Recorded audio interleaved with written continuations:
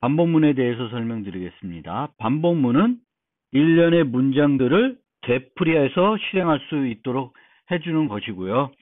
이 실행의 종료를 무한정 반복할 수는 없으니까 어떤 조건이 만족되면 이 과정을 종료하도록 프로그래밍하게 됩니다. 그런데 프로그래밍을 잘못하게 되면 종료하지 않는 경우도 발생하게 됩니다.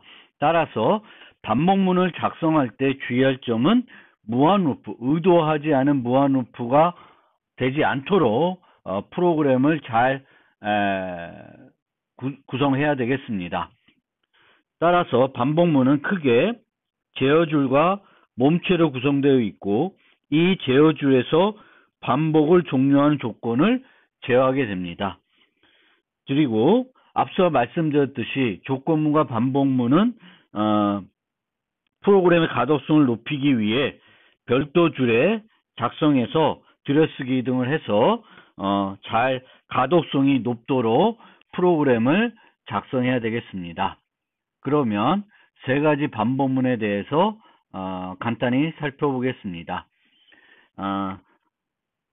자바는 C와 마찬가지로 while, do while, for 세 종류의 반복문을 제공합니다. 그 중에 기본적인 반복문은 while문이 되겠습니다. 그래서 while문만 가지고 모든 반복문을 작성할 수 있습니다. while문은 이런 형태로 구성을 하게 되겠습니다. while 키워드를 쓰고 조건식을 나열하고 반복하고자 하는 문장을 여기다가 블럭 내에 작성을 하시면 되겠습니다.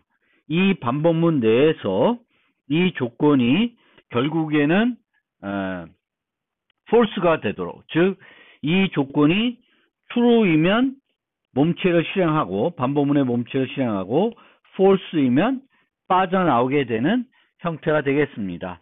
따라서 이 몸체 내에서 이 조건이 결국에는 false가 되도록 해야 되겠습니다. 물론 이런 식으로 무한루프로 작성한 다음에 브레이크를 이용해서 어떤 조건이 만족했을 때 루프를 빠져오도록 프로그래밍 할 수도 있습니다. 그리고 구조가 이런 형태로 돌아가기 때문에 몸체가 한 번도 실행되지 않을 수 있습니다. 이 점 꼭 기억해 두시기 바라겠습니다. 몇 가지 실습이 있는데 이 실습을 제가 한번 해보겠습니다. 프로젝트부터 하나 만들어서 해보겠습니다. reverse integer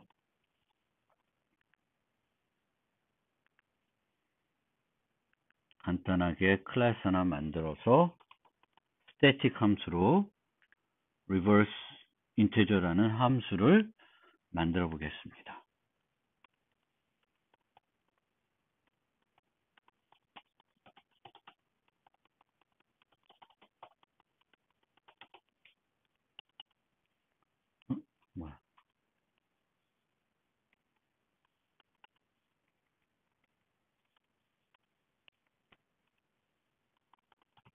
테스트를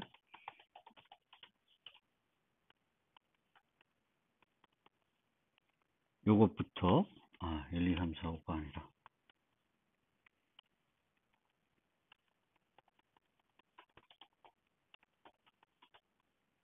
1, 2, 3, 4, 5 하면 5, 4, 3, 2, 1이 출력되도록 만들어 보겠습니다.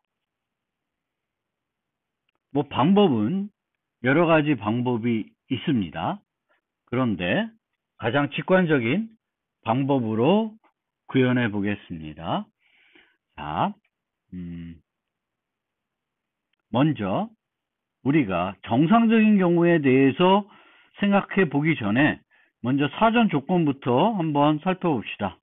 int n이 인자가 int n이니까 n은 integer min value에서 integer max value까지 다 처리할 수 있어야 되겠죠. 네. 그래서 그 범위대로 음수 들어오고 0도 들어오고 양수 들어올 수 있다. 그걸 좀 머릿속에 생각해 볼 필요가 있고요. 그러면 이렇게 우리가 숫자를 바꾸는 과정에서 어떤 문제가 있을지 좀 생각을 해봅시다. 1, 2, 3, 4, 5를 역으로 하면 5, 4, 3, 2, 1이 됩니다. 작은 수가 큰 수로 바뀌어 버리죠. 큰 수가 작은 수로 바뀌는 건 문제가 안 되는데 작은 수가 큰 수로 바뀌게 되면 어떤 문제가 생길 수 있냐면은 오버플로우가 발생할 수 있습니다. 그 점 우리가 또 생각을 해야 되겠고요. 또한 음수가 들어왔을 땐 그럼 어떻게 처리하냐? 음수가 들어오면은 마이너스 1, 2, 3, 4, 5면 마이너스 5, 4, 3, 2, 1로 출력하도록 프로그램을 만들어 보겠습니다. 그런데 음수까지 고려하면 좀 복잡하니까 먼저 양수만 생각해 놓고 프로그램을 짜 보겠습니다. reverse라고 하는 변수에 그 역한 수를 저장한 다음에 이제 그 return하는 형태로 프로그램을 만들어 보겠고요. 이 n에서 우리가 이 수에서 각 자릿수를 얻어야 되겠죠. 그런데 우리가 나머지 10을 하면 맨 마지막 자리를 얻을 수 있다는 걸 알 수 있습니다. 그러면 반복을 이런 식으로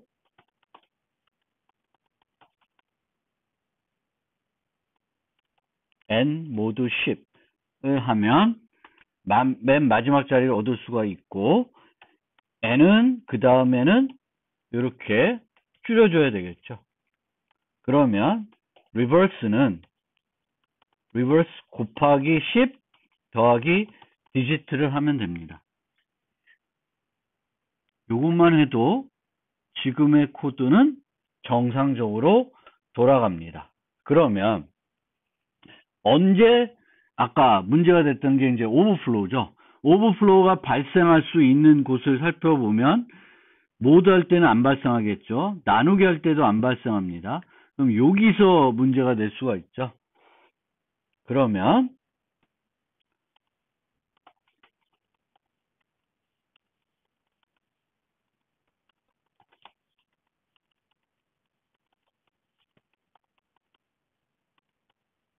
맥스 밸류이면 문제가 되죠. 실제 오버플로우가 났을 때 그 상황을 알기 위해서 간단하게 프린트문을 하나 필요 없는 거지만 하나 추가해 놓겠습니다. 그리고 이때 뭘 할까요?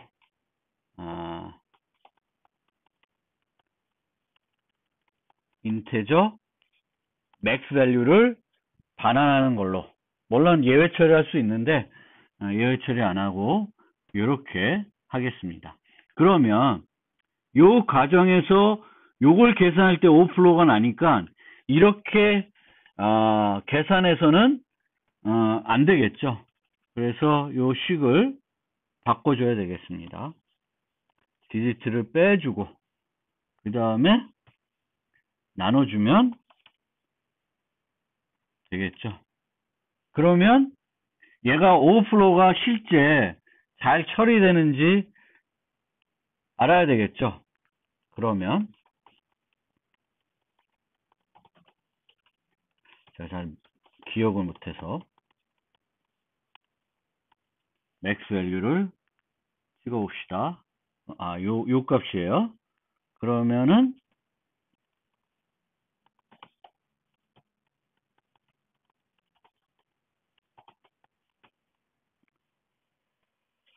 8, 4,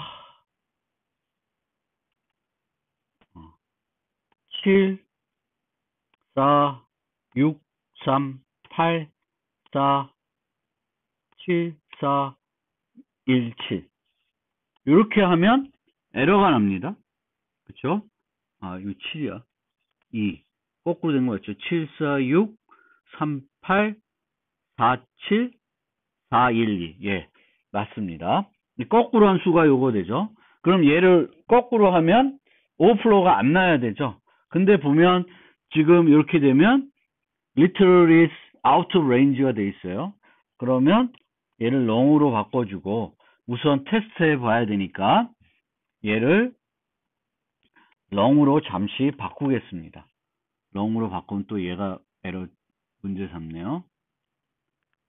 네, 그건 나중에 바꿔보고 이렇게 하면 어떤 결과를 기대하냐면은 오버플로우가 안 나야 되는 거죠.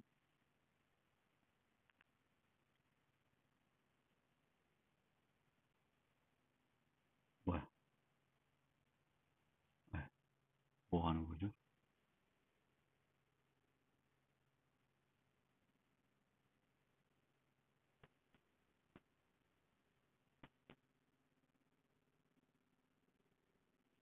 응?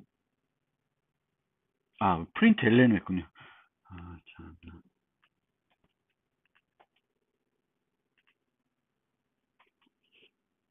죄송합니다. 예. 오버플로우가 안 나고 정상적으로 출력된다는 걸 알 수 있습니다. 그러면 하나를 더 해보겠습니다. 자, 8. 8을 하면 얘는 오버플로우가 나야 되죠. 왜냐하면 뒤집으면 최대값보다는 1이 큽니다. 그럼 해보면 오버플로우가 일어나고 요 값이 나오는 걸 알 수 있습니다. 즉 코드는 잘 돌아간다고 생각할 수 있겠습니다. 그러면 얘는 없애고 원래대로 돌아가서 이렇게 코드를 만들겠습니다. 얘도 필요 없는 거고요. 그러면 이제 정상적으로 동작을 하고 있습니다. 그러면 이제 음수를 고려해야 되겠죠. 음수. 그러면 이 음수가 들어오면 모두 10할 때 마이너스 5등을 줘요. 그래서 여러 가지 방법이 있는데 우선 들어온 수가 음수인지 판단해 보겠습니다. 그래서 네거티브가 true이면 음수이죠. 그래서 음수인 걸 하고 원래는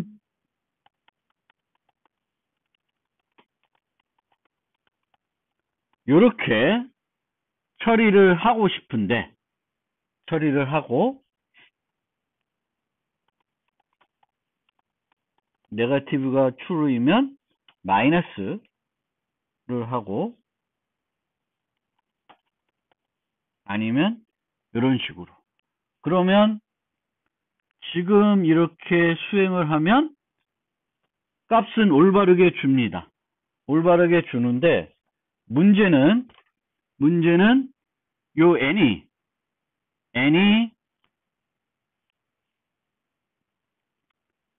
그 어떤 문제가 생기냐면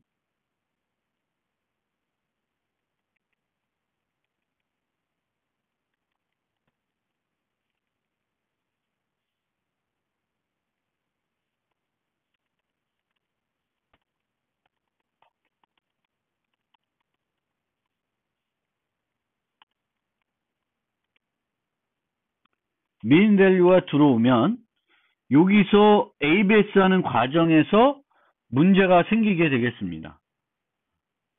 안 되는 거죠. 그래서 그냥 해볼까요? 그러면 0이 나왔습니다. 뭐가 문제가 생기죠. 그렇죠?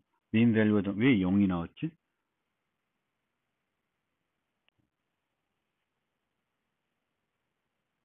이게 잠깐만요. 한번 찍어볼까요?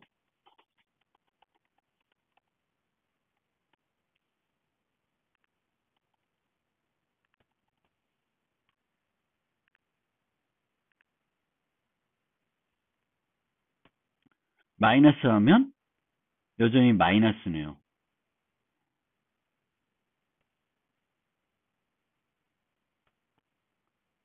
math ABS는 마이너스 이 민 값이 들어오면 마이너스를 그냥 주는 형태가 되겠습니다. argument이면 same value, 같은 값을 준다. 이렇게 실행을 했을 때 0이 나온 이유를 좀 살펴보면 아까 말씀드린 것처럼 math ABS에서 자바에서는 integer min value를 주면 변하지가 않아요. 여전히 n은 integer min value였을 때 이 n은 음수가 됩니다. 음수가 되면 이 화일문은 동작하지 않습니다. 따라서 이 리버스 값이 0인 상태대로 그대로 출력되고 있습니다. 따라서 이렇게 하지 말고 얘를 여기서 하지 말고 math ABS를 여기서 모듈러 한 값을 절대치를 취해주고 n은 0보다 큰 게 아니라 이렇게 해서 실행을 하면 우선 아까 요게 잘 되는지를 봅시다. 그러면 올바른 값을 주고 있죠. 그래서 범위 내에 있는 숫자라고 하면은 잘 주고 있다는 걸 알 수 있습니다. 그러면 이 상태에서 min value를 주면 어떻게 될까요? min value를 주면 오버플로가 나오고 양수가 출력돼 버리겠습니다.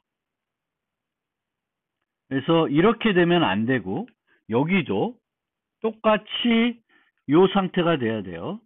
그래서 주어진 들어온 값이 음수이면 그리고 그 범위를 벗어나면 min value를 주고 아니면 max value를 주게 하면 이렇게 주게 됩니다.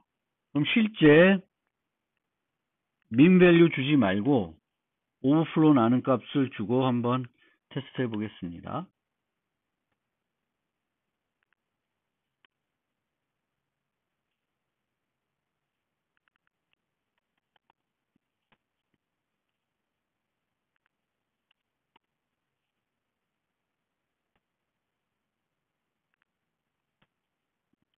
이렇게 하면 오버플로우가 발생을 했고 하는 거죠. 근데 실제적으로는 이 마이너스가 음수이면은 우리가 원래 원했던 것은 이제 그 오버플로우가 안 나야 되는 거죠. 리버스가 범위 내에 있는 거죠. 원래는 정수 범위 내에. 근데 여기서는 이제 맥스 밸류를 가지고 처리하고 있기 때문에 마이너스 요것도 음수 그 오버플로우가 처리됩니다. 그런데 요걸 하면 오버플로우 없이 잘 나오죠. 그래서 실제적으로는 이 우리가 만들려는 함수는 long 범위가 아니라 int 범위이기 때문에 int 범위를 생각하면 여기서 음수일 때는 min value를 쓰고 양수일 때는 max value를 쓰지 않더라도 올바르게 동작하는 거를 알 수 있겠습니다. 그래서 이 정도로 만들어 놓으면 이제 모든 경우에 문제가 없게끔 진행이 될 것입니다. 따라서 reverse integer라고 하면 어떻게 생각하면 매우 간단한 함수라고 생각할 수 있는데 이 수의 범위 또 정수의 오버플로우 문제 때문에 그런 것들을 세세하게 처리하다 보면 생각보다 함수가 복잡해질 수 있습니다. 따라서 여러분들이 아무리 간단한 함수라고 생각하더라도 그 함수를 만들 때 해야 되는 예외 사항들을 올바르게 처리할 수 있도록 프로그래밍 하는 습관을 좀 길러주시면 좀 더 여러분들이 강건한 프로그래밍을 만드는데, 프로그램을 작성하는데 도움이 될 것입니다.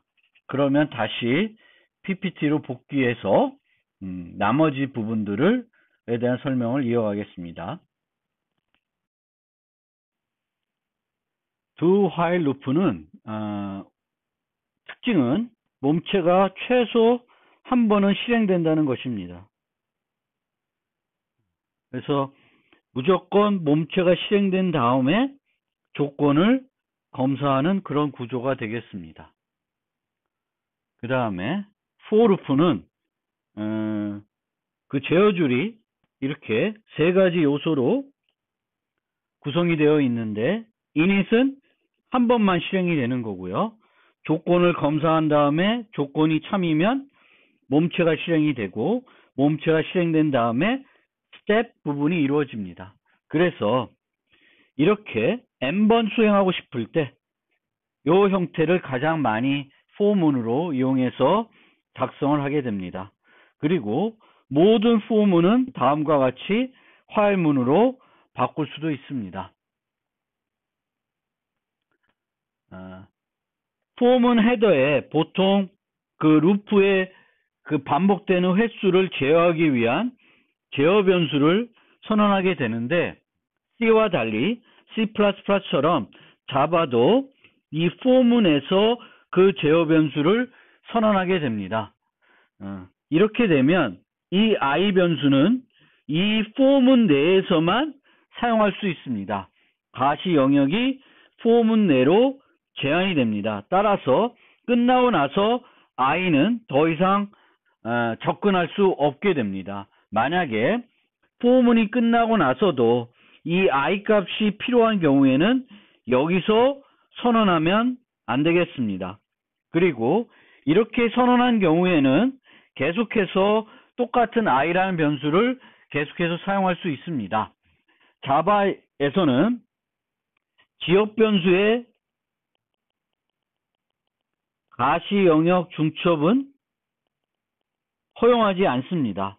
따라서 이렇게 n과 n이 이 n의 가시 영역은 이렇게 될 것이고 이 n은 이 블럭 안에 선언되어 있는 것이니까 이렇게 될 것입니다. 가시 영역은 두 개가 중첩이 되면 지역 변수의 중첩은 자바는 허용하지 않습니다. 그런데 이렇게 똑같은 이름의 변수이지만 가시 영역이 서로 중첩이 되지 않으면 허용이 됩니다.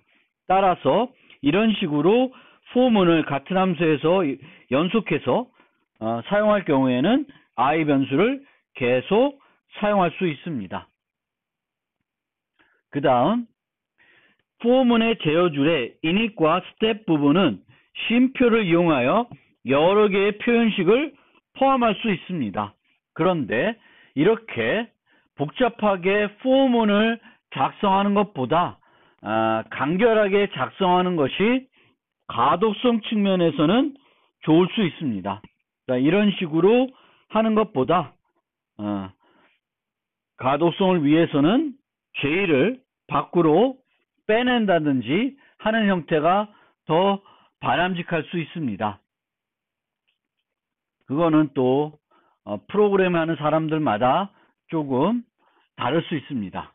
그리고 그냥 표현식이 아니라 그러니까 변수를 선언하는 경우에는 복합 선언은 허용이 되지만 서로 다른 변수를 선언할 수는 없습니다. 이런 건 안 되는 거죠. int i는 equal 0, double f equal 1.0 이런 거는 안 됩니다. 변수를 선언할 경우에는 하나의 선언문만 사용할 수 있습니다. 복합 선언은 가능한데 동일 타입 변수를 여러 개 선언할 수는 있습니다. 이 경우에 쉼표는 표현식을 나눈 것이 아니라 복합 선언의 일부라고 생각하시면 되겠고 여기에 있는 쉼표들은 표현식을 나눈 것으로 생각하시면 되겠습니다.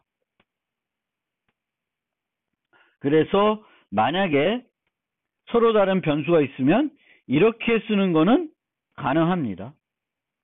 그래서 그 점 주의하셔야 되는데 어쨌든 제가 추천드린 거는 for문의 제어줄에는 반복 횟수와 관련된 변수만 선언하고 다른 요소들은 제어줄에 포함하지 않는 것이 가독성 측면에서 바람직하고 자바에서는 이 쉼표가 연산자가 아니라는 것은 여러분들이 주의하셔야 될 지점이 되겠습니다. 그래서 뭐 이거는 다 아실 테니까 한번 살펴봐 주시면 좋겠습니다. 보통 이 형태를 많이 사용할 것입니다. n번 반복하고 싶으면 0부터. 이거는 이제 배열과 연결되기 때문에 늘 이런 식으로 많이 쓰죠. 우리가 이렇게 i equal 1, i는 10 이런 식으로는 코딩을 별로 안 합니다. 왜냐하면 우리가 배열과 포문을 연결해서 많이 사용하게 되겠고, 그럴 경우엔 이 i는 제어 변수 역할만 하는 것이 아니라 색인 변수 역할까지 같이 하죠. 그래서 이럴 경우에는 이런 식으로 i를 0부터 출발하는 것이 일반적인 경우가 되겠고, 프로그램을 많이 하다 보면은 이 형태보다는 이 형태를 이제 많이 쓰게 됩니다. 물론 간혹 가다가 1부터 시작해야 되는 경우가 있긴 하겠는데, 일반적으로 우리가 n번 반복하고 싶으면 0부터 n 이런 형태로 프로그램을 하게 된다. 그 다음에 브레이크와 컨티뉴문. 이 브레이크는 반복문에서만 사용하진 않죠. 스위치문에서도 사용할 수 있고, 브레이크문은 항상 그 관련된 문, 사용된 문을 종료시키는 역할을 합니다. 그래서 여기서 브레이크를 만나면 반복문은 그 순간 종료가 됩니다. 스위치문도 마찬가지고요. 컨티뉴문은 요거는 간혹 여러분들이 오해하는데 루프의 시작으로 간다 라고 생각할 수 있는데, 루프의 끝으로 이동한다 라고 하셔야 정확하게 표현이 되겠습니다. 따라서 모든 화일문의 경우에는 여기서 컨티뉴를 만나면 루프의 끝으로 가겠고, 루프의 끝으로 가면 조건문을 만나게 되겠죠. 다시 시작으로 가서. 이 경우에는 여기서 브레이크 만나면 루프의 끝으로 가면 조건문을 만나게 되겠고, 여기서 끝나면은 어디로 가요? 스텝 부분으로 가게 되겠습니다. 그래서 컨티뉴문은 이제 루프의 시작으로, 다음 루프의 시작으로 이동해 주는 것이 아니라 루프의 끝으로 보내주는 그런 역할을 하게 되겠습니다. 모든 반복문은 브레이크와 컨티뉴를 사용하지 않고도 작성을 할 수 있다고 하고요. 그렇게 브레이크와 컨티뉴를 사용하지 않고 프로그램을 작성하도록 훈련했던 시절도 있었습니다. 제가 학부 때 프로그래밍을 배웠을 때는 이런 훈련도 받았습니다. 하지만 여러분들은 뭐 그런 훈련까지는 굳이 할 필요는 없다고 저는 생각해요. 필요하면 브레이크와 컨티뉴를 적극 활용하셔도 됩니다. 다만 너무 남용을 해서 가독성에 문제가 되는 그런 형태로만 작성을 안 하시면 되겠습니다. 그리고 중첩된 루프의 경우에는 브레이크와 컨티뉴는 해당 문이 포함되는 가장 안쪽 루프에만 적용이 된다.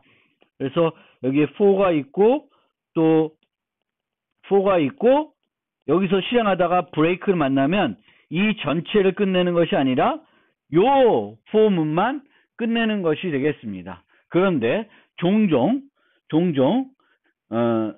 중첩된 그 반복문에서 브레이크를 만났을 때 전체를 종료해야 되는 경우가 있습니다. 이럴 경우에 C++에서는 이제 goTo문을 사용하기도 하는데, 자바에서는 이 용도로 뭘 제공하냐면은 레이블된 브레이크문을 제공합니다. 레이블된 브레이크문. 그런데 이때 이 레이블을 어디다 붙여주냐면은 끝에 붙여주는 것이 아니라 이 루프의 시작 부분에 붙여줘요. 그래서 이 루프를 끝낸다라는 의미가 되겠습니다. 그래서 브레이크 레이블 하면은 요로 이동하는 거예요. 일로 이동하는 것이 아니라 go to하고는 조금 다르겠죠. 그래서 그 점 착각하지 마시고 사용하시면 되겠습니다. 내가 종료시키고 싶은 반복문 앞에다가 레이블을 붙여주고 브레이크 레이블 하시면 되겠습니다. 이 고투는 이것도 하나 일종의 고투가 되겠는데 이 정도의 고투는 문제가 없다라는 거죠. 그리고 C나 C++를 사용할 때에도 이런 용도로 고투를 쓰는 것은 괜찮다. 문제가 없다. 이렇게 생각하시면 되겠습니다. 그래서 C와 C++를 사용할 때 안쪽 루프에서 전체 루프를 종료할 때에는 그 고투를 사용해도 문제가 없다. 이렇게 생각하시고 활용하시면 되겠습니다. 반복문 작성 관련 팁. 세 종류의 for문이 반복문이 있는데 그러면 언제 while을 쓰고 또 언제 do while 쓰고 언제 for를 쓰냐? 제가 드리는 그런 팁은 가변적인 반복. 그러니까 이번에 10번 돌지 20번 돌지 30번 돌지 모른다. 그러면 while 루프를 쓰는 것이 좋습니다. 예를 들면 -1이 입력될 때까지 반복한다든지 end of while을 만날 때까지 반복한다든지 이런 경우에는 for문을 쓰는 것이 아니라 while문을 쓰면 되겠습니다. 그렇게 통해서 쓰게 되면 좀 가변적인 거구나. 이거를 우리가 이제 받아들일 수가 있을 것이고요. 이런 가변적인 반복인데 최소 한 번은 실행된다 라는 것을 강조하고 싶을 때 do while을 쓰면 되겠습니다. 그리고 그런 것이 아니라 반복되는 횟수가 정해져 있는 경우에는 for문을 사용하시면 되겠습니다. for문을 딱 보면 이 경우에는 이제 반복하는 이 경우에는 고정된 횟수를 반복하겠구나. 그래서 늘 10번 한다는 건 아니고 어떨 땐 30번, 어떨 땐 50번 하는데 그 횟수가 미리 우리가 알 수 있을 때 반복 for문을 이용해서 작성하시면 가독성에 도움이 됩니다. 그리고 for문을 작성할 때는 그 루프의 종료 조건으로 요거를 사용하는 것은 가급적 피해야 합니다. 왜냐하면 죄송합니다. 예를 들어서 이렇게 우리가 작성을 했다. 그런데 n이 짝수가 아니라 홀수이면 이거는 무한 루프가 되죠. 그렇기 때문에 i가 이 제어 변수가 증가하는 경우 또는 감소하는 경우에는 요거나 이런 형태로 그 조건식을 작업하게 되면은 궁극에는 종료되게 되겠습니다. 근데 not equal를 쓰게 되면 종료가 안 될 수 있어요.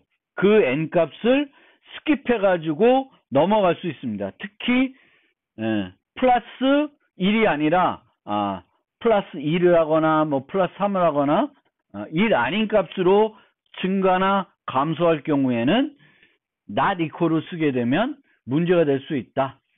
그리고 반복 횟수와 관련된 제어 변수를 for문 몸체에서 변경하지 않는 것이 바람직하고요. 이런 변경이 필요할 때는 다시 차라리 for문 대신에 while문을 사용하는 것도 추천드리겠습니다. 저는. 그래서 반복 횟수와 관련된 제어 변수를 만약에 우리가 프로그램할 때 바꿔줘야 된다.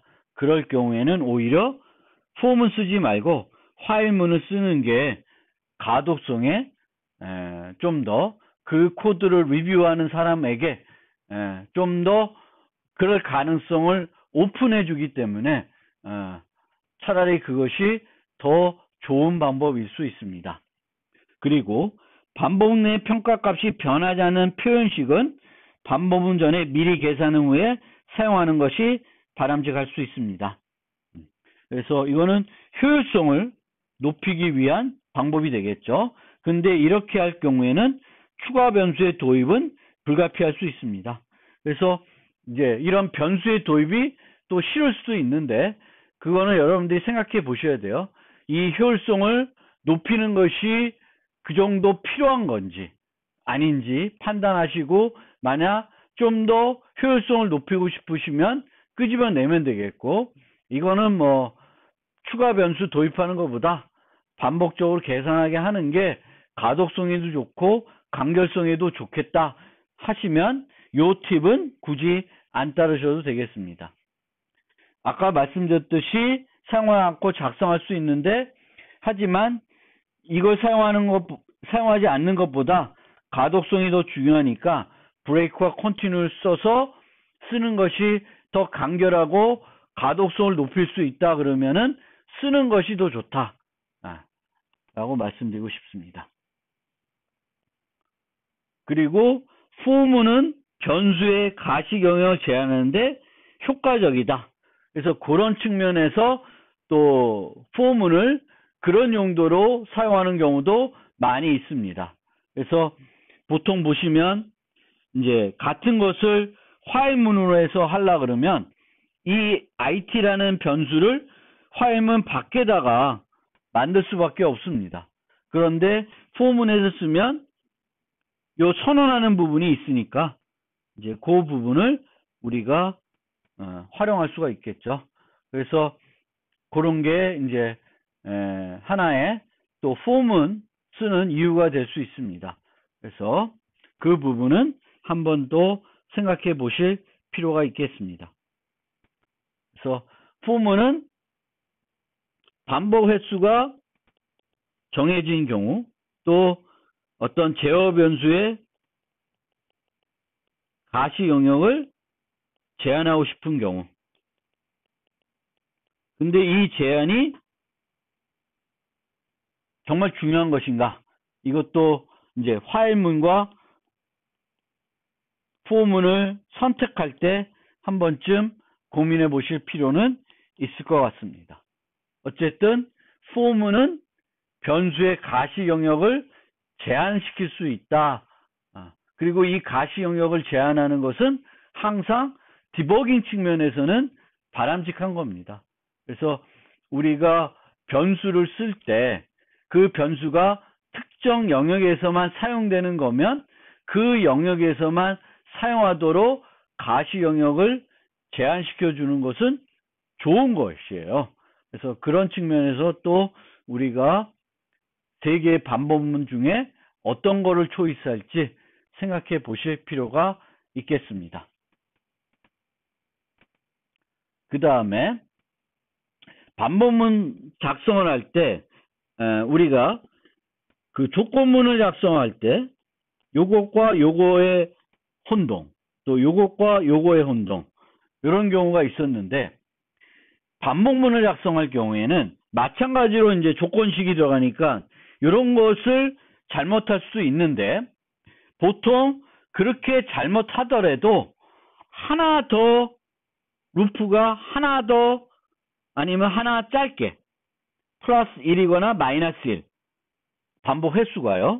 횟수가 이제 이렇게 되는 오류를 범하는 경우가 많이 있습니다. 그래서 그거를 off by one error 아니면은 fence post error라고 합니다. 그래서 둘 다 같은 말이에요. 그러니까 fence post는 우리가 이렇게 두 개의 펜스를 세우고자 하면 기둥은 몇 개 필요해요? 3개 필요합니다. 하나 차이가 나죠. 그것을 착각해서 이제 잘못 루프를 돌리는 경우가 되겠습니다. 그거를 우리가 fence post error라 그러고 off by one error는 반복문의 횟수가 하나 적게 또는 하나 많이, 우리가 원했던 것보다는 하나 적게 또는 하나 많이 진행이 되는 거고요. 그렇게 off by one error가 발생하는 이유는 두 가지 이유가 있을 수 있는데, 요 조건식을 잘못 세우는 경우가 있고, 또 조건식을 잘 세우더라도 이제 이 초기값 같은 것을 잘못 만들어서 잘못해서 어떤 오류를 범할 수가 있습니다. 그래서 내가 만든 이 반복문이 제대로 동작하는지는 테스트 프로그램을 이용해서 테스트해 보는 것이 필요한데, 보통 테스트 프로그램을 만들지 않고 간단한 예제를 손으로 또는 머릿속으로 그려봐서 이 내가 만든 프로그램이 제대로 만든 건지 잘못 만든 건지 판단해 볼 수 있습니다. 그래서 지금 이렇게 작성된 프로그램은 뭐라는 거냐면 투자가 2배가 되기 위한 연수를 계산하는 프로그램을 만들려고 하는 겁니다. 이자율이 있는데 그 이자율에 따라서 내가 얼마나 돈을 넣는데 그게 2배가 될까? 내가 100원을 넣는데 얼마나 지나야 200원이 될까? 뭐 현재의 이자율 치면 불가능하죠. 불가능한데 그걸 따져볼 게 아닌데 만약에 이런 이제 프로그램을 짜야 한다.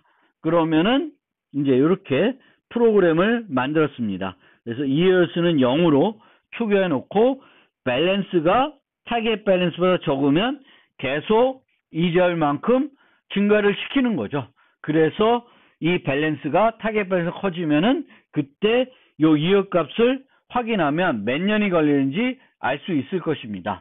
그러면 좀 더 계산을 쉽게 하기 위해서 초기 값을 100으로 놓고 이자율을 50%로 하겠습니다. 그러면 머릿속으로 계산하기도 쉽고 손으로 해보기도 좋죠.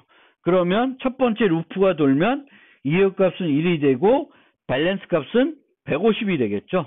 그러면 타겟은 200이 될 테니까 200보다 150은 적으니까 한 번 더 루프가 돌겠습니다. 그러면 이역 값은 2가 되겠고 밸런스는 225가 됩니다. 그러면 이걸 비교했을 때 밸런스가 이제 타겟 밸런스보다 커지니까 루프가 종료되겠고 2가 결과값이 되겠습니다. 그러면 루프를 올바르게 작성했다는 것을 알 수 있습니다. 요 초기 값이 맞구나라는 것을 알 수 있습니다. 그런데 요 계산이 요게 맞는지는 이제 이 예제를 갖고 따지기는 어렵고요. 밸런스가 정확하게 타겟 밸런스가 되는 경우를 생각해 봐서 그 경우에 대해서 맞게 돌아가는지 봐야 되겠습니다. 그러면 어떻게 되면 정확하게 일치되게 만들까 생각을 해보면 이자율이 100%면 그렇게 되겠죠. 그래서 그걸 가지고 한번 해보겠습니다. 그러면 초기값이 0이고 200이고 처음에 이제 들어가서 1이 되겠고 밸런스는 200이 되겠습니다. 그러면 요 계산하게 되면 200은 200보다 작은 것이 아니기 때문에 루프가 빠져나오겠죠. 그리고 끝나게 되겠습니다. 그러면 맞게 되겠죠. 그러니까 문제가 없는 거예요. 근데 만약에 요걸 썼다. 요게 아니라 요걸 썼으면은 한 번 더 루프가 시행이 되겠죠. 그래서 틀리다는 걸 알 수 있습니다. 따라서 이렇게 작성하는 것이 올바르다라는 것을 우리는 알 수 있습니다. 그래서 지난번에 그 프랑스 국기 갖고도 설명드렸듯이 간단한 예제를 갖고 내가 만든 것이 잘 돌아가는지 확인해 보시면 되겠습니다. 그래서 아까도 1, 2, 3, 4, 5 갖고 확인해 봤듯이 1, 2, 3 갖고 뭔가 이제 기본적인 동작은 확인을 해보고 그 다음에 뭔가 예외적인 상황들에 대해서도 조금 살펴봐야 되겠죠. 이 예제들에 대해서. 그래서 그런 것들을 이제 추가를 해 보시면 되겠습니다. 자, 그 다음에 마찬가지고요. 한번 살펴보시기 바라고요. 그 다음에 이제 루프에는 hop problem 요거에 대해서 좀 살펴보겠습니다.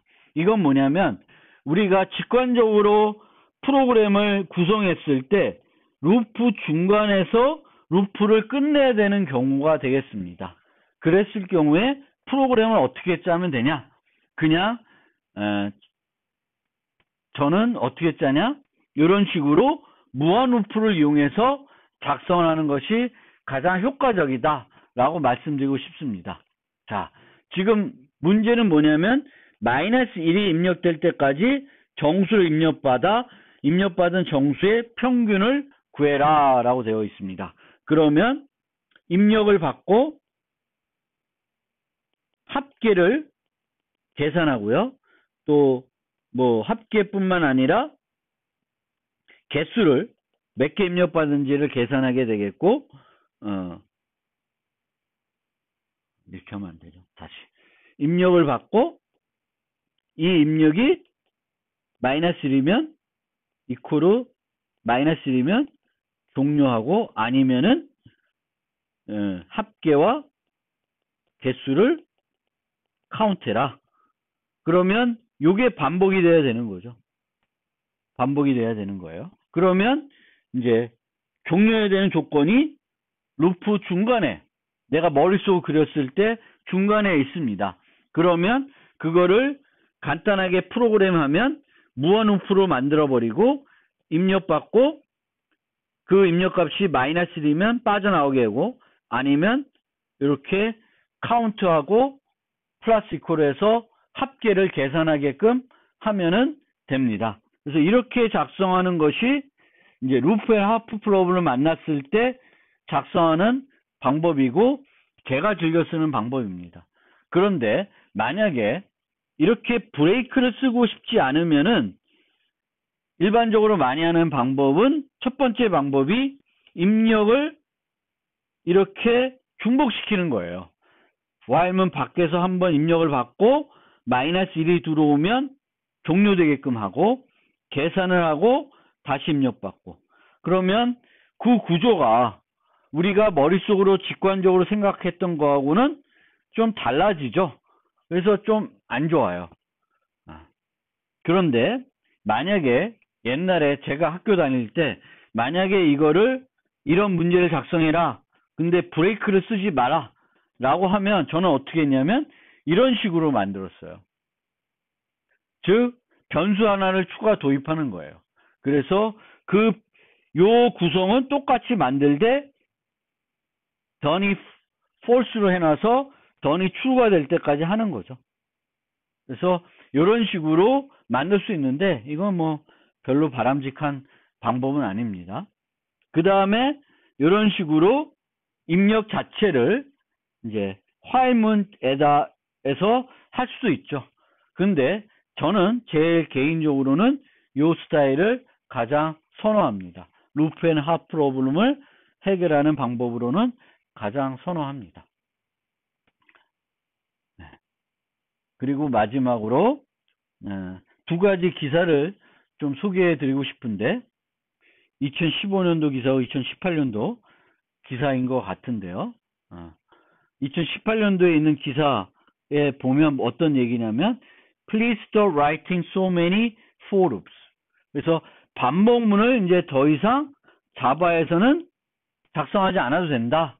그래서 뭘 이용하냐면은 함수 프로그래밍과 스트림이라는 라이브러리를 이용하게 되면 반복문을 작성하지 않고 나는 반복문 없이 작성하는데 그 반복을 그 라이브러리에서 대신 해주는 거예요. 그래서 요 방법을 쓰라 라고 이제 권장하는 게 요 기사가 되겠고요. 요 기사는 이렇게 하면 효율성이 떨어진다. 또 가독성도 떨어진다. 이렇게 주장하는 기사도 있습니다.